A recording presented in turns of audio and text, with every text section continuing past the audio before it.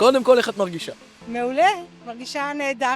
יאללה, על הכיפק. קיבלתי מצטיינת, איזו הרגשה נהדרת. מטורף? כי אני תמיד אומרת שלהיות מצטיין זה לא ההישג, אלא זה דרך חיים. אז קוראים לי יעל שטרן, ואני יועצת לפיתוח עסקי תודעתי כבר למעלה מ-14 שנה, והשאלה שאני רוצה לענות עליה היום, ידע ששווה זהב, מה הדבר שאתם יודעים היום כבעלי עסקים, שהייתם משלמים הרבה כדי לדעת לפני 5 שנים. אוקיי. אז בואו ניקח את זה לא 5 שנים, כמה, אולי 10 או 15 שנה. מדהים, בואי תספרי לי.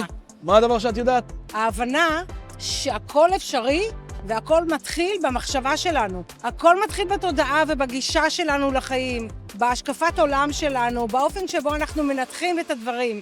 אם אנחנו מבינים את זה, שיש לנו באמת שליטה ויכולת ליצור מציאות, התהליך הוא קודם כל לשנות את התודעה שלנו, להבין מהי תודעת שפע ואיך אפשר לחיות מתוך תודעת שפע, ואז נתרגם את זה הלכה למעשה לעסקים שלנו. מדהים. היום אני רוצה לפתח מוצר חדש, שירות חדש, יותר כסף, יותר לקוחות, לא משנה מה זה. once הצבתי מטרה, ואני הולכת על פי נוסחת תודעת השפע להגשמתה, זה קורה.